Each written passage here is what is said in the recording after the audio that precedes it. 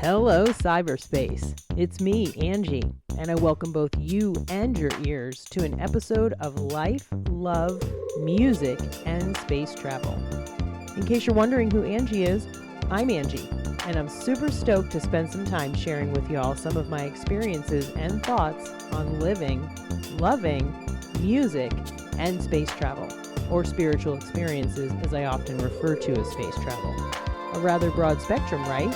Well, my hope is to always share something that resonates with, intrigues, excites, or perhaps inspires you. On that note, I invite you to sit back, buckle up, and take a little trip out into the cosmos with me.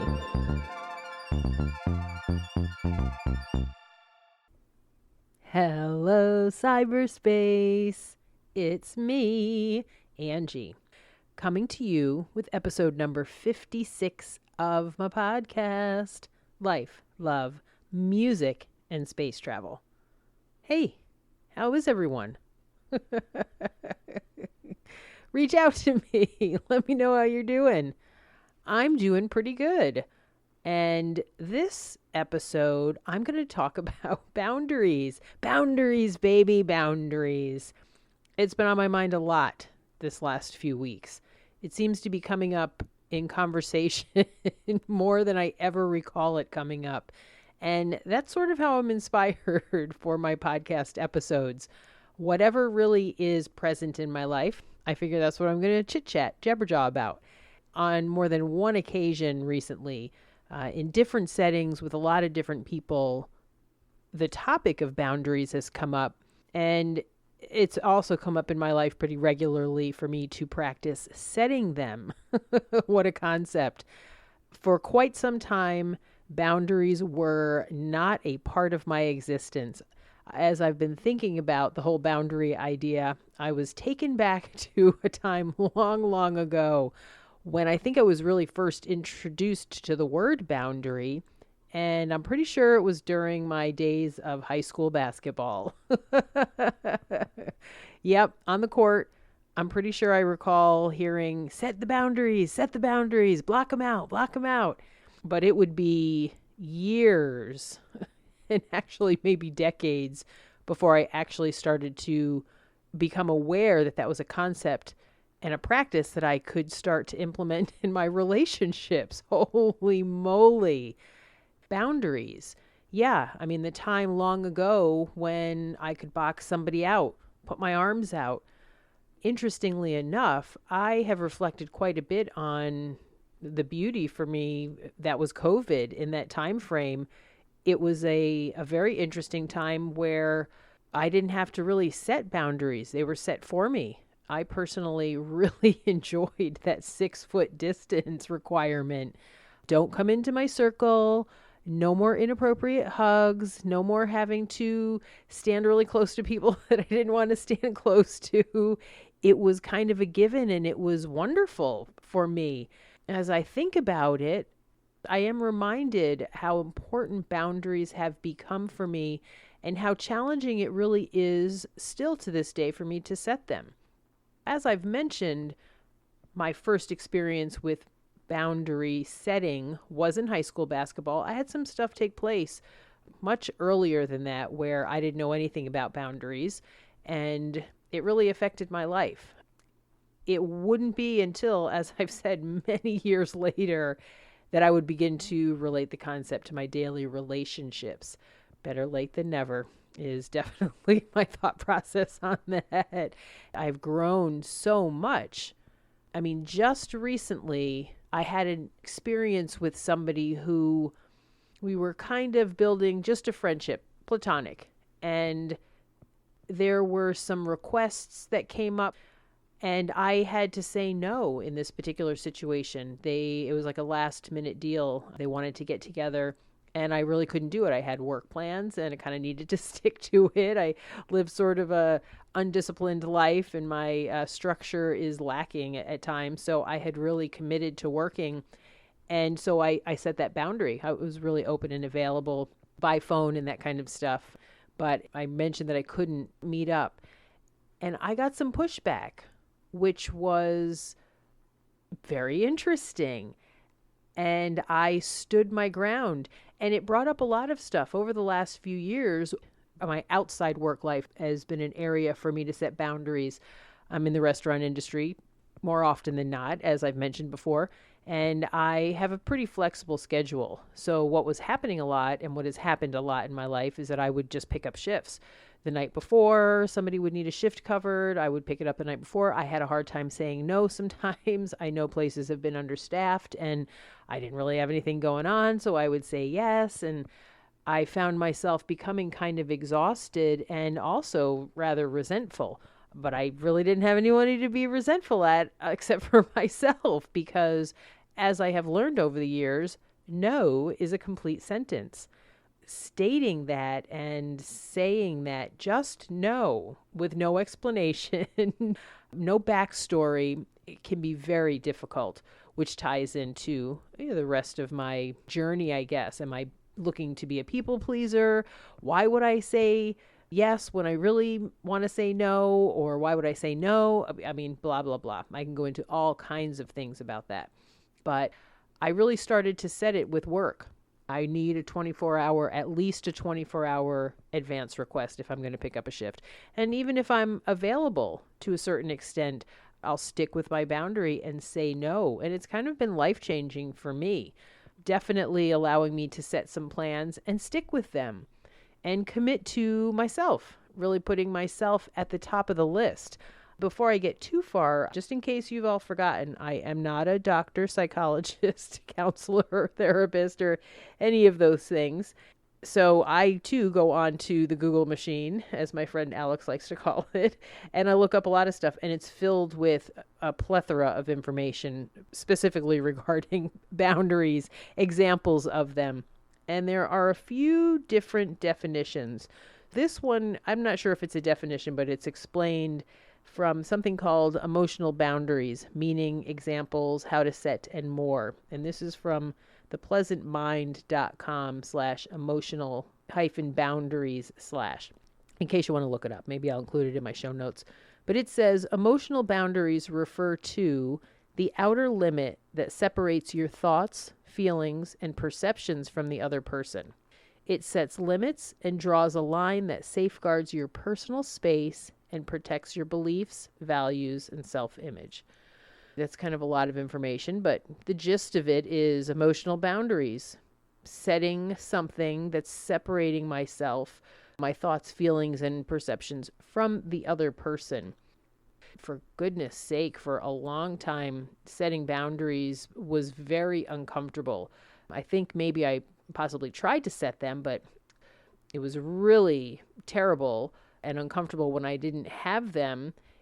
But what I would do is I would do other things to ease the discomfort. So instead of setting the boundary, I would use other things to make other people crossing my boundaries okay, working too much, or people's misuse of language and behavior around me. So I drank, I took drugs, I used people, places, and things. I slept a lot. I acted out. I did all kinds of things to make my lack of boundary setting abilities okay.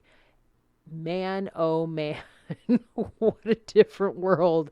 In truth, once I put the drink down especially, I think that's when I really started to learn about personal boundaries, because I couldn't use a lot of the things that I had used in the past to make that okay. I know I'm not the only one. I know I'm not the only one who struggles with setting boundaries. It can be uncomfortable. Am I going to hurt the other person's feelings? And that's kind of what took place with myself and this person. And I'm really grateful. I feel like both of us grew through it, the experience. It was difficult, I think, for both of us to express ourselves and do what was necessary for both of us, or state what one needed, what we each needed from each other. And when we couldn't offer it to each other, what did that leave? And I mean, it was really beautiful that the relationship has actually continued at this point, which is wonderful. Neither of us had to cut each other off, and that's really beautiful. I have definitely set some boundaries with some people, and the relationship did go away, because not every relationship is supposed to last. I have found that that's the purpose of the relationship sometimes. I love the spiritual journey. For me, it really does give purpose to kind of every interaction if I'm coming at it from that perspective. What do I have to learn from this? This person's coming into my space. I am saying no, or I'm going into their space and they're telling me no. Am I going to push for something that I really want? Am I going to cross a boundary and perhaps harm another? This stuff has been on my mind pretty heavily. I'm going to read something here that I really enjoyed. One of my favorite authors, and she's a Buddhist teacher, and she's wonderful. Her name is Pema Chodron. If you're unfamiliar with her, please look her up if you're into this kind of stuff. This happens to be out of a book called Comfortable with Uncertainty. I'm going to read a little clip out of it. It's on page 30. It's kind of not a daily reader, but it has like little readings. 108 teachings on cultivating fearlessness and compassion. And I think I need some fearlessness when it comes to setting boundaries, along with respecting another person's boundaries, and compassion. So as I set my boundaries, I do have to be very firm with some people. And then other times, I need the compassion of understanding where other people are coming from. But anyway, this is at the end of one of the readings. This is out of not causing harm. And the reading says, "It's painful to face how we harm others, and it takes a while. It's a journey that happens because of our commitment to gentleness and honesty, our commitment to staying awake, to being mindful. Because of mindfulness, we see our desires and our aggression, our jealousy and our ignorance. We don't act on them. We just see them. Without mindfulness, we don't see them and they proliferate." End quote. I should have said quote in the beginning, just to make sure y'all know this is out of Pema's book. But what this really has been making me think about is it is painful to see how I can harm another person. When I don't set boundaries, I often harm somebody. I do something that I don't really want to do. The next thing you know, I'm feeling pretty snarky about it, and I'm acting out, or I'm being passively aggressive towards them because I'm pissed off at myself when I just should have said no in the first place. Don't pick up the shift. Don't go to the gig that I'm not interested in. Don't participate in something that is not something I'm interested in.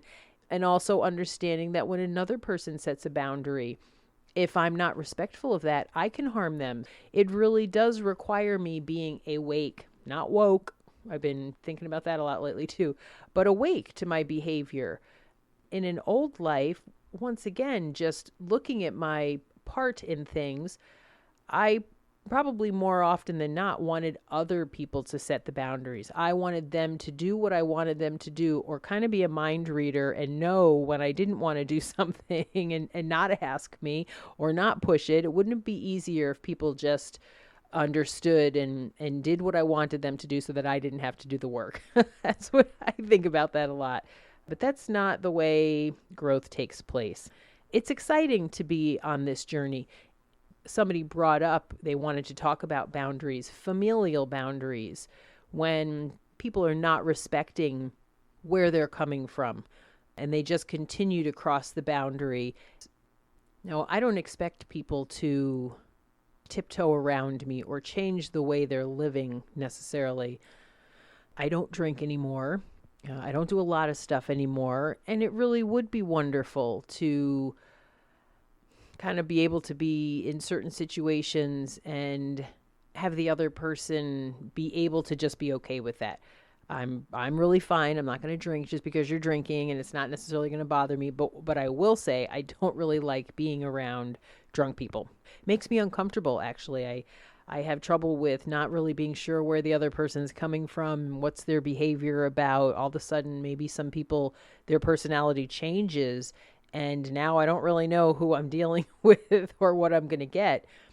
And that can be really uncomfortable, especially for little kids. As I reflect back on being around others, they get loud.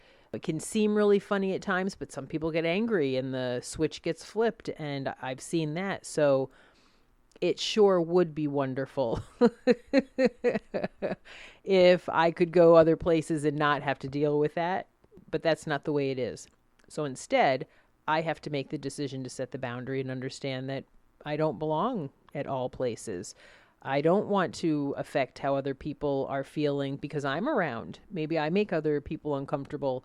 and I don't belong everywhere. It sort of makes me think about when the smoking thing came up and all of a sudden you couldn't smoke in certain places. I guess my personal opinion about that is if it's your restaurant and you want to allow smoking, then if I don't want to be around smoking, then I don't go there. And I know that there's a fine line with that. Let's just say I do feel like if you want smoking, like I'm going to go someplace else. If other people want to smoke in there, let them smoke in there. In a bar, I'm certainly not going to expect people to not be drinking around me because I'm in a bar. That's what happens in there. So my setting the boundary of telling people I have to go. That's been difficult, but it's empowering.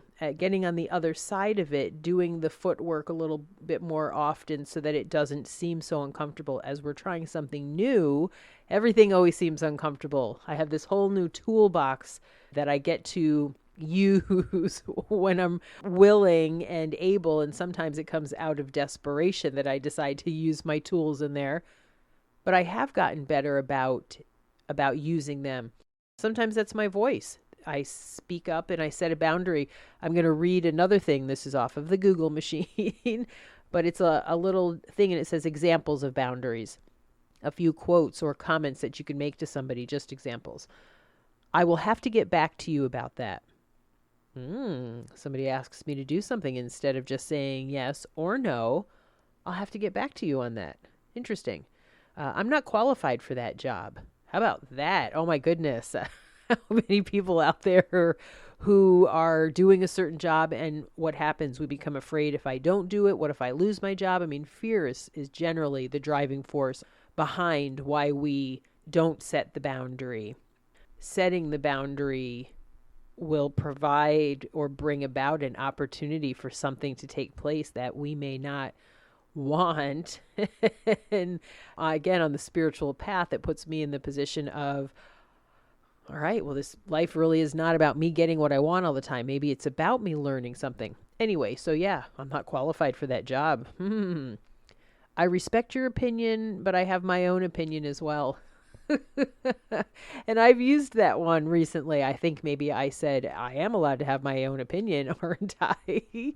And I find it pisses some people off that no, I'm really not allowed to have my own opinion. And I know what that used to do for me when I couldn't sit in the space of understanding that somebody else having their own opinion does not discount my own.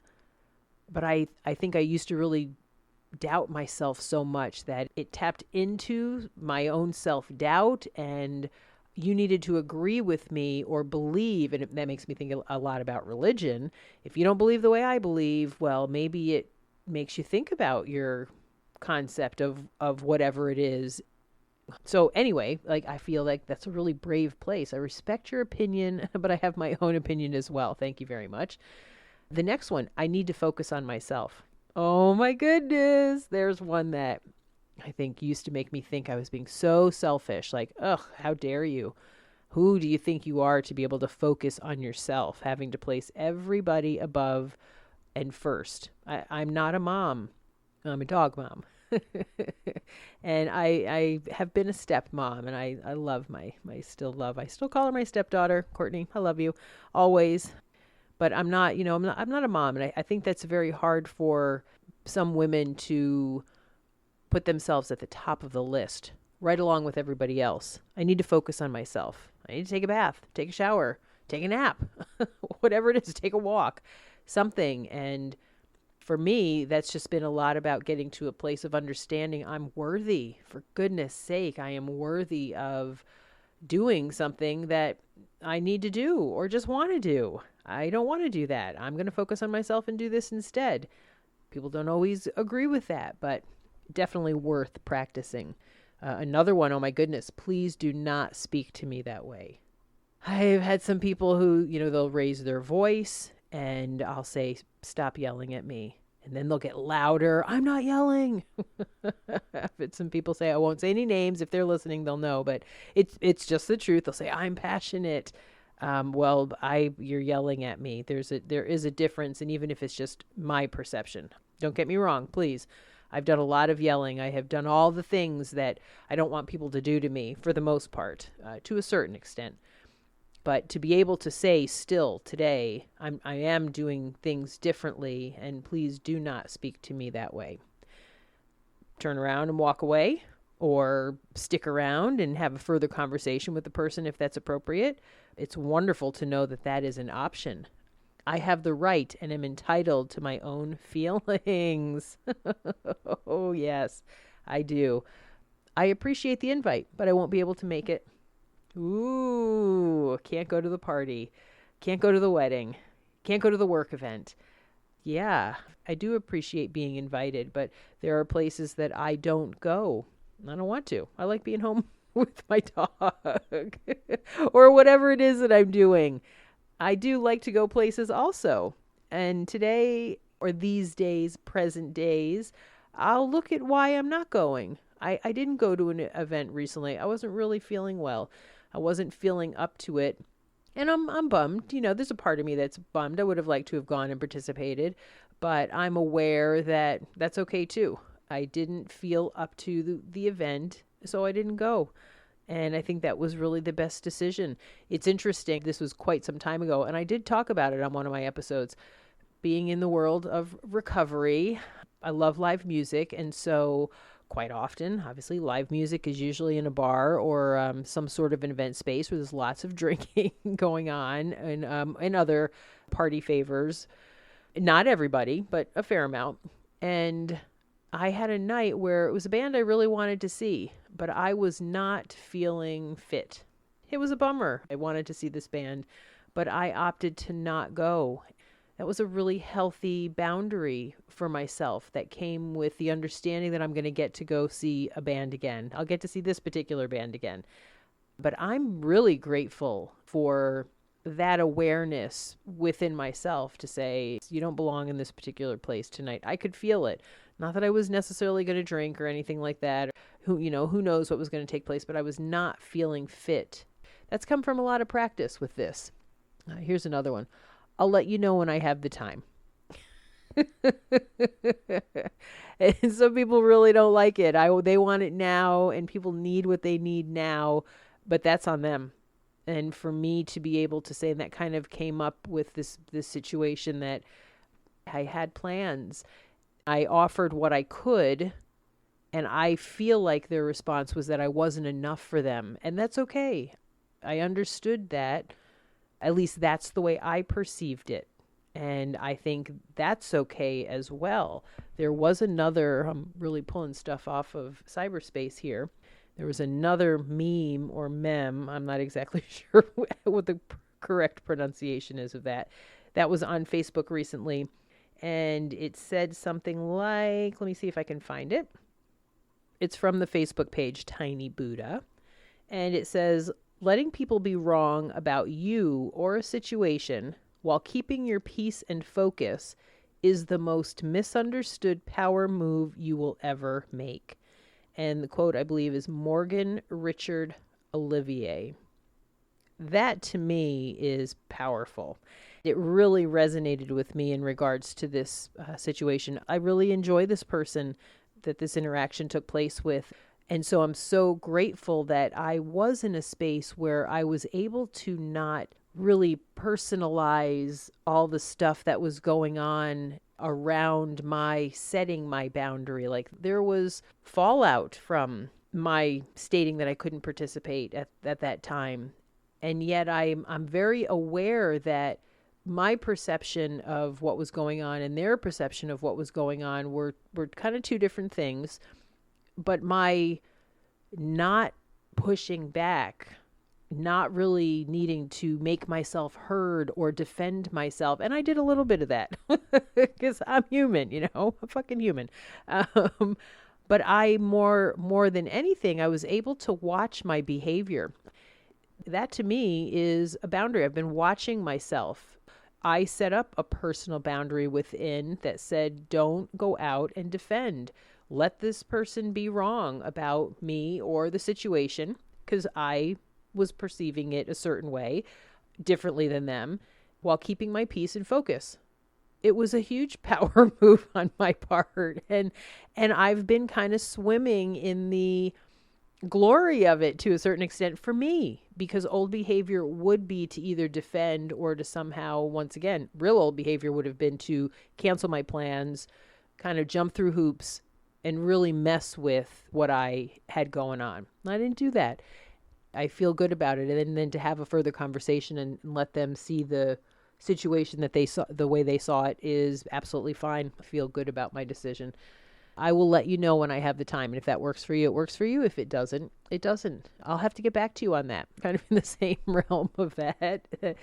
It's really interesting how people resist boundary setting. Some people really don't like it. I've definitely been around people who get very angry, but I'll do my best with what resources I do have.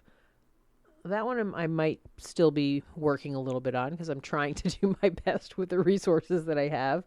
I am not comfortable discussing that. How about that? That is interesting. Once again, people's boundaries are just certain things that I hold very close to me, like the anonymity of others or other people's personal business. I think it's very important to hold what somebody has said to me in confidence and keep it that way. Or when people are really trying to cross the boundaries and get information out of me, either about other people or about myself, that I'm not comfortable discussing that. And my goodness, that's very okay and healthy. So I am really loving this idea of allowing myself to have boundaries, and most importantly, really allowing myself, or not allowing myself, but having a willingness to set them. I like this. It's another thing. It says the types of boundaries. There are physical boundaries, protecting my personal space and body. COVID was a big deal for me with that. I can be in some spaces where there's a lot of hugging that goes on, and I don't always want to hug everyone, and I've not always been good about saying no. And then I do want to hug people, that kind of stuff is, if you like the person, it's okay. If you don't like the person, it's not okay. So a physical boundary, understanding that it's okay to not want to hug somebody. I think that was the old episode of Seinfeld where Jerry doesn't want to hug somebody and he doesn't want to be close to him. That was a long time ago. And I respect that. Yeah. Emotional boundaries, protecting my thoughts and my feelings. Verbal boundaries, protecting how we speak and what we discuss. I have to be, or understand that I can be cautious with that. I don't have to talk about everything. Some things are very inappropriate to discuss with certain people. I used to talk to my parents about everything, probably. My poor mother.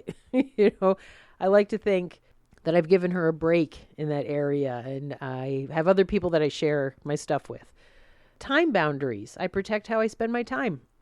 It's important to me to make time for Angie, to take a walk, and to take my marshmallow for a walk, and to take a nap if I'm feeling tired. I am still, I think, working on time boundaries because I definitely struggle with time management.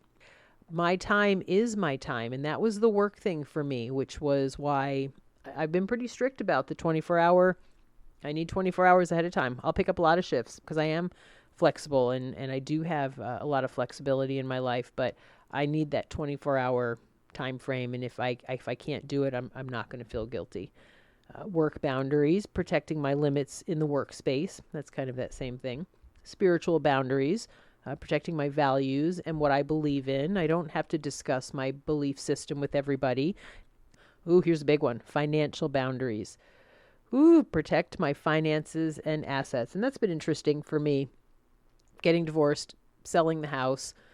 I have a little bit of money that I have felt at times guilty about, as though I'm supposed to kind of share it with or spend it on because I have it. I did have one situation where a family member did ask me for something, and when I gave it to them, I did say I would love to be paid back, but I am giving this to you with the understanding that I'm not expecting it to get paid back. And they didn't pay me back. It's been a while, actually. It's been a couple of years, but I actually had a thought about it recently. I was like, it would be really nice if that person paid me back, but I'm not going to go back to them because this financial boundary idea for me was understanding that I gave it. I can either not give or give and understand that that's the way that I gave it. And then there's the big important one, sexual boundaries, protecting my safety and preferences. And that's been an interesting one for me.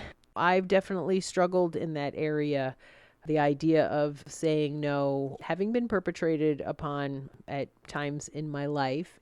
These days, it's very important to me in an understanding. And I mean, that's been one of the greatest things, at least for me, about sobriety, is not placing myself in a compromised position. Man, I remember that movie a long time ago with Jodie Foster. I cannot remember the name of it at this point, but it had to do with her. I think she was gang raped in a bar, and she was out and she was drunk. And they really came at her with the idea of, you were drunk and you were in this place and you were sort of at fault. And although I do not believe it's never drunkenness or being in the wrong place at the wrong time is never an excuse for anybody to take advantage of you. There's no excuse for it. But I do understand that if I put myself in the position such as that, there's going to be a possibility. And when I was drinking, I found myself in a lot of compromised situations and unsafe places. And I'm very fortunate to have walked away from my drinking career with just the amount of trauma or PTSD that was caused by it that I have. It could have been much, much worse.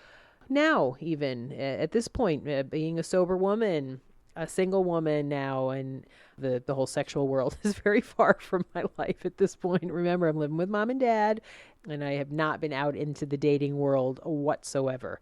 But I need to be reminded that it's important to protect my safety. I am responsible for myself and what I can do about it. I will definitely work at doing that. Kind of just a last place, and I probably talked about it already, but a boundary, the idea of not defending myself against another person's perspective, setting these boundaries within myself that I'm not going to go there. There are certain things that I'm not going to cross the line of trying to change another person's viewpoint within reason. Mom, Dad, and I went to IHOP today, and we were talking about the HOA, and we had some conversation, and we have some different opinions, and I love to be able to have conversations with others. But it got to a point where it was probably, not to say heated, because we were in a public place, but my intention is not to change somebody's mind. And if they're defending themselves, and I think a lot of people don't even see their behavior within them, which kind of goes back to the idea of waking up and seeing our behavior and how we are interacting with others. I am very grateful, and so I'll close out this episode with just a gentle suggestion for all of us to look at do we have boundaries? Do we even know what a boundary is? Have we really thought about using them? What does it mean to us? Do we understand that we can say no? Some of us are in terrible relationships, perhaps. Maybe it's an abusive relationship where boundary setting is really not an option. What does that look like? I don't know. Can you get out of it? Allowing other people to cross our boundaries or disrespect our belief system or speak to us in ways that is not appropriate. And that happens a lot. Just people not even getting it. I mean, I've been yelled at and screamed at, and the other person does not even see it because they're not able or willing to look at their own behavior. So instead, I try and look at mine. Yeah, I gently suggest that you hop onto the Google machine and look up boundaries, because it's life-changing to start implementing them, placing them around. No longer being even just on the gentle side of the victim of I'm working too much, or I picked this up and I'm doing things that I don't really want to be doing, and I'm saying yes when I want to say no. That's on me. If I'm saying yes when I want to say no, it's not about the other person. They should know. No, that's not the way it is. Once again, it would be nice, but that's not the way it is.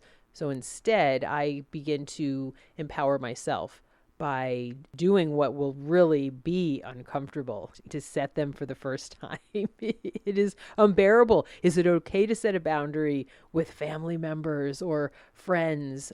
Tell them that I can't do this. I can't take them to this place. I can't do this now. I could do it later. If later is not good enough, then hey, there's a lot of leeway. It is a practice, but have some fun with it.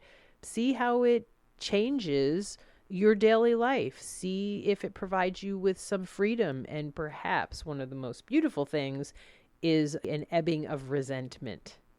Not as much resentment anymore when I am no longer blaming others for making me do something. I know that there are situations that seem hopeless and impossible, and there are some very tragic situations out there, but we do have choices.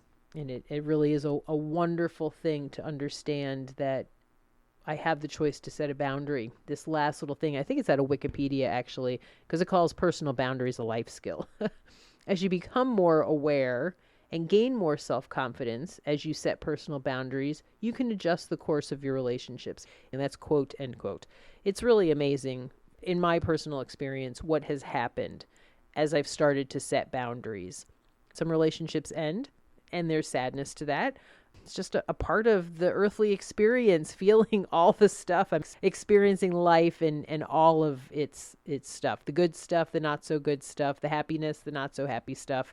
But within me, things change, and I invite you to embark on your own experience with setting boundaries. And who knows, I may find some people now around me setting boundaries with me, and it might piss me off because I want things the way I want them to be, and I want the boundaries to lean in my favor. But I just remember it really, finally closing this out, for sure, it makes me think of choices. I have choices. I don't like all of them. That's how I've come to really understand it. But I have so many choices. So many. I mean, just go into the grocery store, for goodness sake. There's so many things on the shelf. It's almost unbelievable. It's too much at times. Really, personal life, I have a lot of choices. I have the choice to say no. No is a complete sentence. And that's one of the most important things I've learned, along with, as I've mentioned many times, what other people think of me is none of my business.